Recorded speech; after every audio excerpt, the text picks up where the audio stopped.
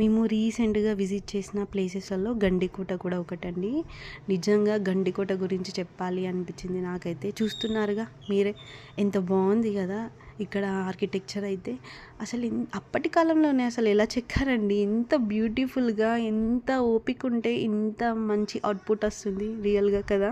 మేమేదో మర్యాద రామన్న మూవీ ఉంటుంది కదా, క్లైమాక్స్ సీన్ ఇక్కడే షూట్ చేశారు అని విని మేము వెళ్ళాము చూద్దామని.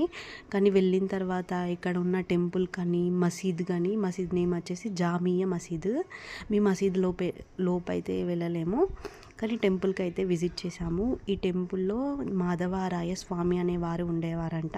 ప్రజెంట్ అయితే దేవుడు లేరు, కానీ టెంపుల్ అయితే ఉంది. శిల్పకళ ఇంత బాగుంది, అప్పటి విజయనగర సామ్రాజ్యపు రాజులు ఇంత బాగా ఇలా చెక్కించారు అనే ఫీలింగ్ వచ్చింది నాకైతే. రియల్లీ చాలా అంటే చాలా బాగుందండి.